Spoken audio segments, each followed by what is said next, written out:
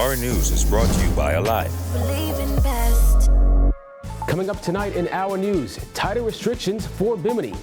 All Baha employees back to work as Baha Bay opens. Plus, China and the Bahamas discuss Chinese vaccines.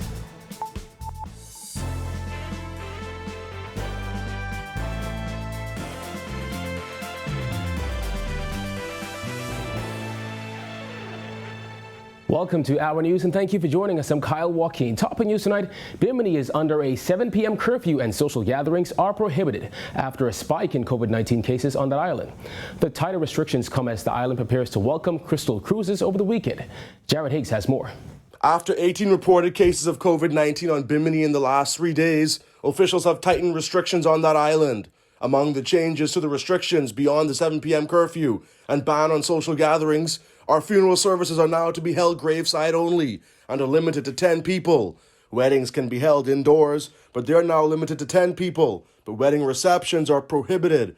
Churches are allowed to have services at church every day between 6 a.m. and 6 p.m. MP for West Grand Bahama and Bimini, Pakeisha Parker Edgecombe, says the additional measures are needed. I do believe that the spike in cases warrants the curfew at this time. We cannot let our guards down and we must grab hold of the situation as early as we can. Bimini has experienced quite a number of challenges in our fight against this COVID pandemic. The curfew is what's in the best interest of that community at this time, and I support it. In addition, all bars are prohibited from operating. Groups on parks and beaches are limited to 5. Hotel and cruise ship guests will be required to remain on the premises of the hotel or cruise ship during the curfew period. Hotel and cruise ship guests may also move between the hotel and marina to the extent the marina is part of the premises of the hotel during the curfew period. The news has come as a disappointment to many in Bimini's tourist sector.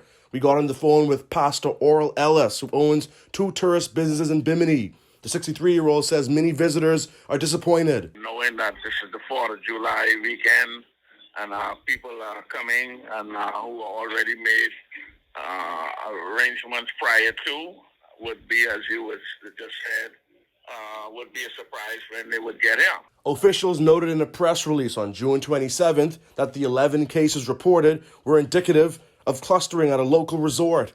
There are also questions about how this will impact an expected visit by Crystal Cruises over the weekend. Ellis, who was born and raised in Bimini, was also asked how well he thought Biminites have been adhering to COVID protocols. We've been doing pretty good so far all along. And, even as I'm a preacher, and so when I preach from the pulpit and do my Bible study, I often mention that it's only the grace of God that is keeping us. Teams from the Ministry of Health were deployed to the island today to carry out vaccinations and provide assistance to the local health team. Reporting for Our News, I'm Jared Higgs. Well, all 3,500 Baha employees are back to work, according to Resort President Graham Davis. The resort opened its $200 million Baha Bay Water Park today, employing 500 people. We have no more associates on furlough. We have no more associates having on ex gratia payments, so all of our associates are back. After a rough year that saw employees furloughed, some even let go early on, Baha President Graham Davis says everyone is back to work. This as occupancy sees its highest level since last March as the busy 4th of July weekend rolls in. We're expecting July to be, again, exceeding our 2019 occupancies, and for that month going forward as well. Our group business is still not returning until late Q3 or Q4, but we're very optimistic about the rest of this year, and certainly 2022 looks to be, again, a record year for us as well. Davis says as more venues open up, more people are expected to be hired at the resort. But for months, both Baha Mar and Atlantis have expressed concerns over the lack of adequate airlift. Davis says that's still a concern. Right now, we're still about forecasted in July to be about 36% down over 2019 levels. That's concerning for us, but we're optimistic that we're to see Frontier coming into the market, Southwest coming back on here in the fall, British Airways increasing their airlift. We're certainly confident. I do see that airlift pricing is rising based on that demand. And now the resort is marking the grand opening of its $200 million Baha Bay Water Park, which, according to Prime Minister Dr. Hubert Minnis, sees the direct employment of 500 people. Scores of jobs and economic opportunities for Bahamians including new opportunities, are on the way. We are coming back stronger than ever. Exclusive to Bahamar guests, at least until the end of summer, Baja Bay has thrilling water slides, a wave pool, surf simulator, and a variety of innovative cuisine options, complete with 15 full-service private cabanas and daybeds. I am equally pleased to note that in this very month, Bahamar will have over 3,500 associates. Your outlook for the months ahead are very, very promising. In other news, Chinese ambassador to the Bahamas, Dai-King Lee, said the Chinese government is in ongoing discussions with the Bahamas government about ways to fight COVID-19, including the possibility of Chinese vaccines. Her comments come 2 days after the Pan American Health Organization said the third tranche of AstraZeneca COVID-19 vaccines will not arrive until the end of July. We have ongoing dialogue with the Bahamas government regarding cooperation in fighting the pandemic, including the vaccines. So what normally works is China is open to different needs of different countries for the vaccines. She said so far China has assisted more than 100 countries by providing free vaccines.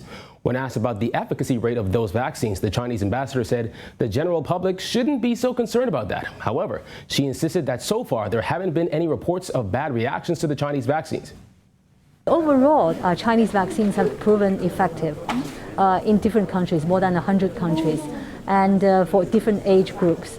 And they are proven effective even against the mutated virus. But of course, if you make a different scientific assessments, then maybe you will come up with different figures.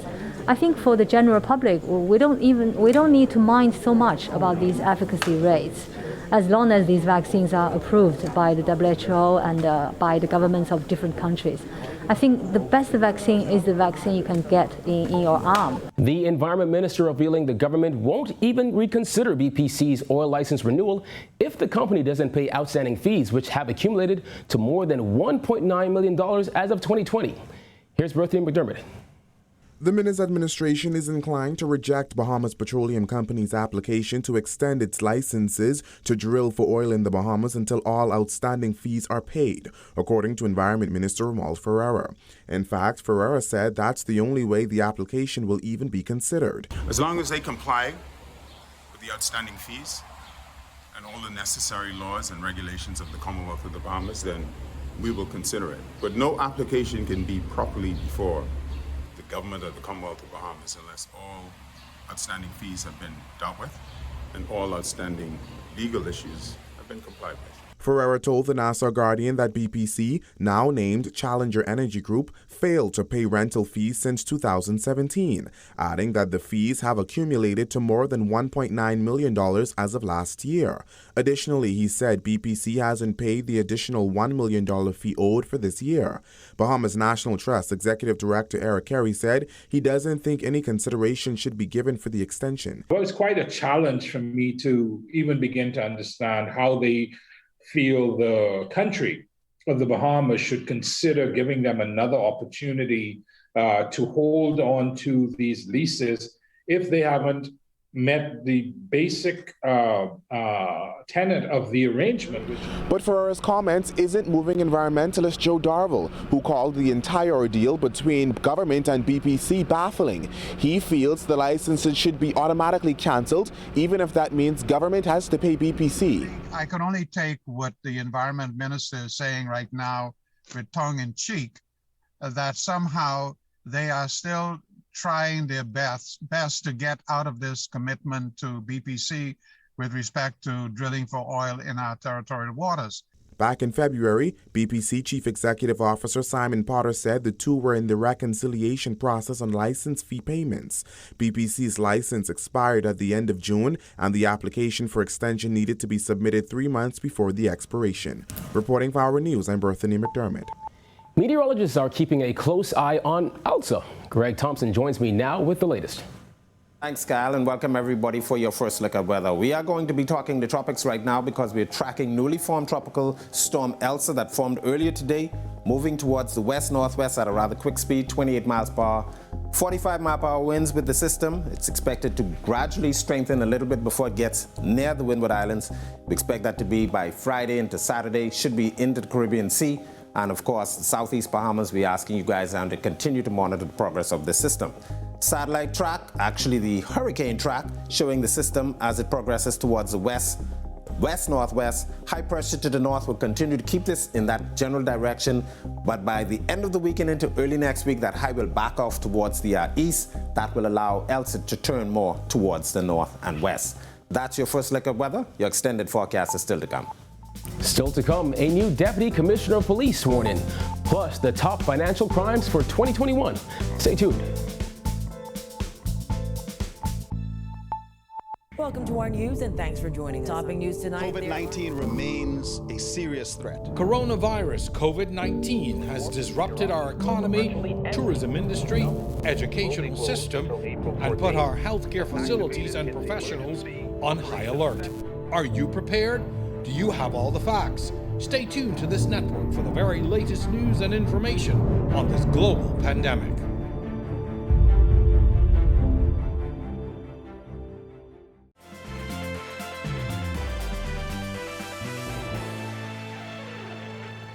Loretta Mackey has been sworn in as the new Deputy Commissioner of Police. The top brass of the police force turned out for the event. Here's Georgia Bain. Please give a rousing round of applause to Mrs. Loretta M. Mackey, the Deputy Commissioner of Police.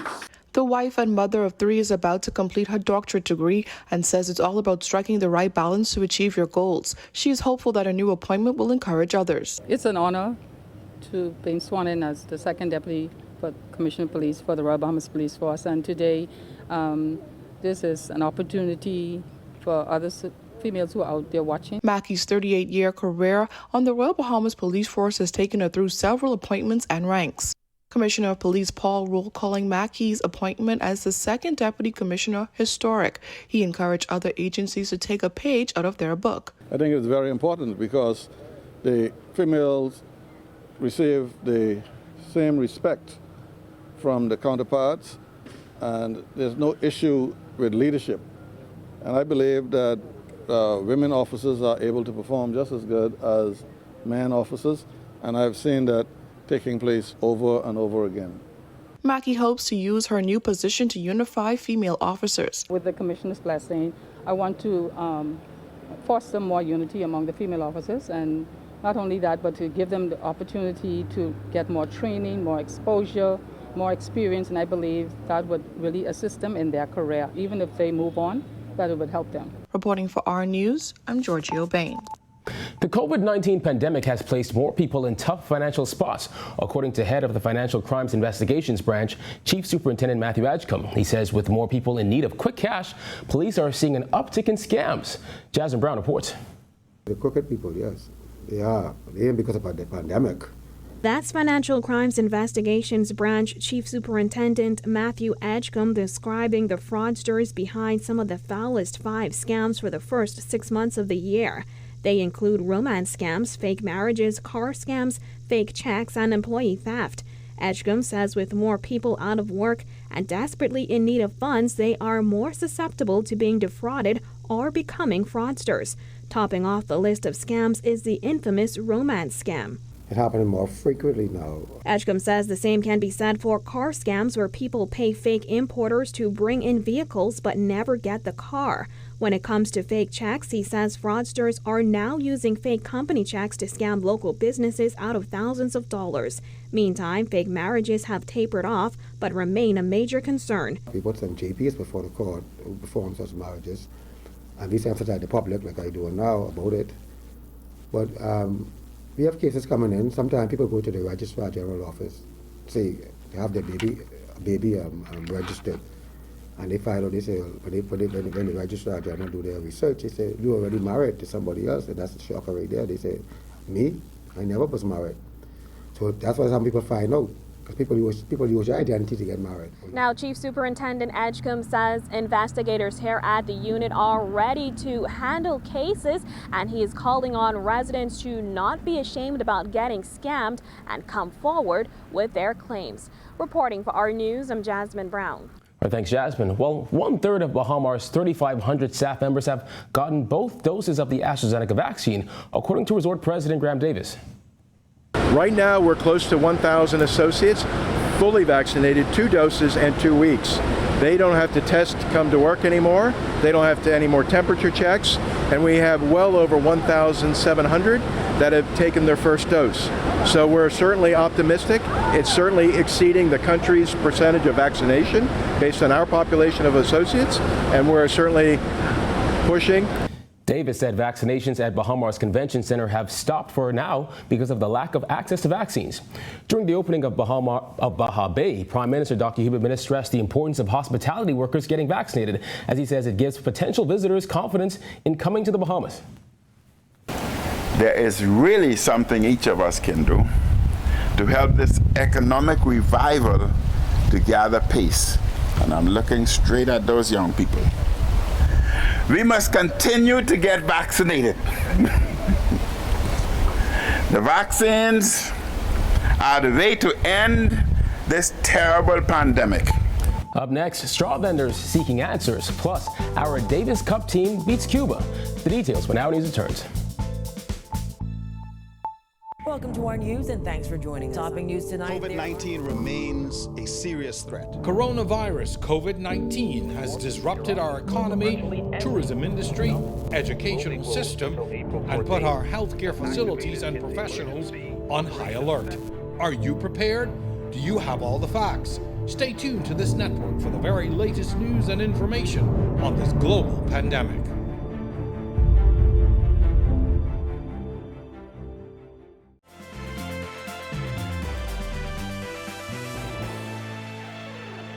This is Our News. Welcome back. Some straw market vendors say the reopening of the Bay Street straw market has been placed on the back burner as other parts of the country have begun to reopen. Christina Dragovich tells us more. Construction on a new multi-million-dollar cruise port is underway in downtown Nassau. Just feet away, the Bay Street straw market stands empty and desolate. I guess governance is a tie, but so many other things be way behind. Because from the minister, Mr. Bannister, from he was there, he really come out and say nothing to us yet. Andrew Moses Embrister grew up in the straw market before making straw and woodwork his livelihood. From 1982 to now, I was self-employed, working for myself, and making an honest dollar. I love what I'm doing, and I'm going to be there until I die.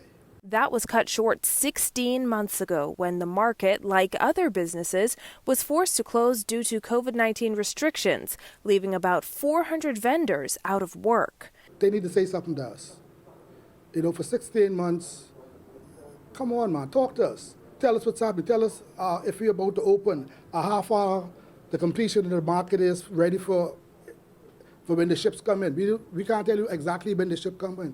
We can't say to you exactly when the straw market is opening because the authorities not telling us nothing.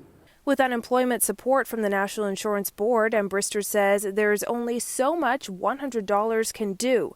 Embrister says it hasn't been easy. He recovered from COVID-19 about 9 months ago and has only been permitted to set foot inside the Bay Street straw market once in the past 16 months. When did they go use the bathroom? I introduced myself, but they know me.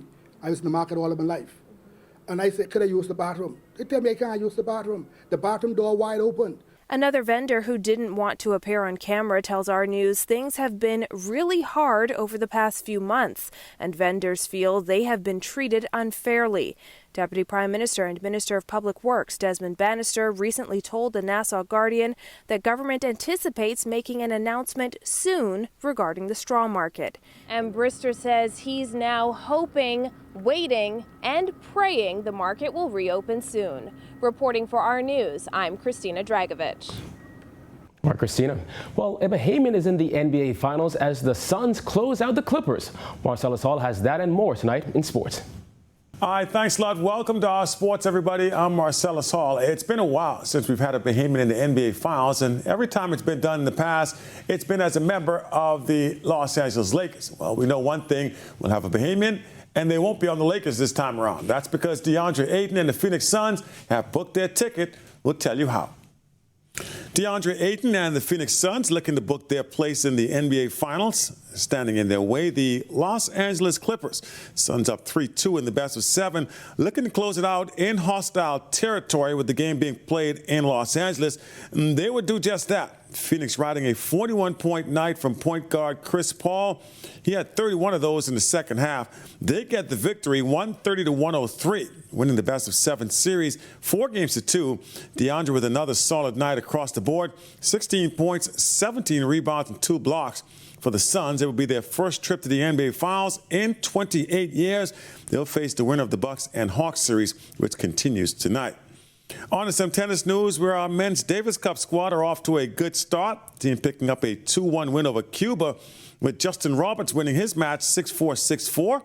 And Kevin Major sealing the deal with a 3-set win over his opponent, 4-6, 6-2, 6-2. The Bahamas would go on ahead to lose the doubles match, but they would still go ahead to win the match 2-1. So a good job for them as they continue to play well. C.C. Sweeting High School today presenting 2 scholarships to former students at a small ceremony at the school. The scholarships named in honor of Julie Wilson and longtime senior boys basketball team coach Mario Bolek. They were presented to former Cobra student athletes Gardania Bullard and Brianna Smith. Now, with both students currently abroad at their respective universities, proud family members were on hand to accept on their behalf. And there you go, your check on sports for you here on this Thursday. I'm Marcellus Hall. Back to you. The Chinese Embassy and Zonta Club help to feed the hungry. That's coming up when Our News returns. Welcome to our news and thanks for joining us. Topping news tonight. COVID-19 remains a serious threat. Coronavirus COVID-19 has disrupted our economy, tourism industry, educational system, and put our healthcare facilities and professionals on high alert. Are you prepared? Do you have all the facts? Stay tuned to this network for the very latest news and information on this global pandemic.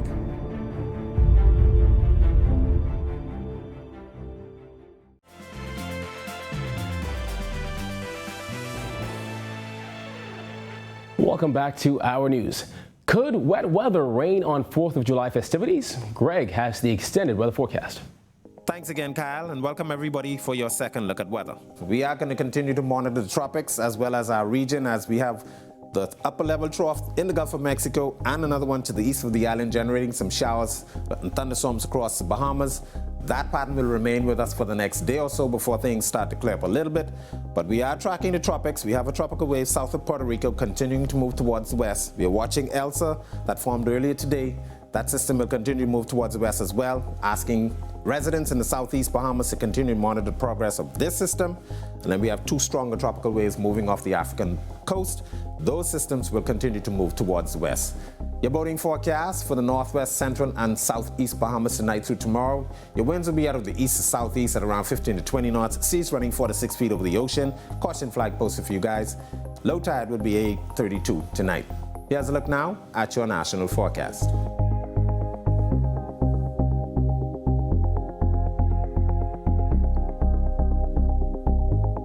I'll look now at your extended forecast through Tuesday.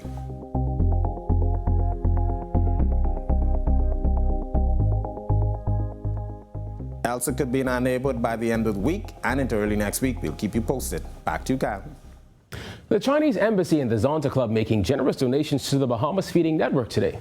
The Chinese Embassy donated $10,000 while Zonta donated enough food to feed 20 families. The Chinese Embassy, we are very happy to offer some support to the Bahamas Feeding Network. Following Hurricane Dorian, we donated $20,000 to the feeding network. So now, after in the process of the pandemic, we are coming back to help the Bahamas Feeding Network with these some humble donations. While the economic recovery is taking place, we know that there are a number of families that are still in need. So we wanted to partner with the Bahamas Feeding Network in their initiative. And we today made a donation that we hope will help at least 20 families. Well, as the ceremony was happening inside the Fox Hill Community Center, residents lined up on the outside in the rain seeking food assistance. Wife of the Prime Minister and Bahamas Feeding Network patron Patricia Minnis encouraged others to partner with them to support the less fortunate. Take this time to encourage other partnerships, embassies, and people who are like-minded to partner with the Bahamas Feeding Network, that we can support the vulnerable population, and hopefully as we fight the pandemic and move forward, that people are able to get back to work and feeding themselves. Well, thank you for joining us for Our News Tonight. On behalf of the entire team, I'm Kyle Joaquin. We will see you right back here tomorrow night. Enjoy the rest of your Thursday evening, Bahamas.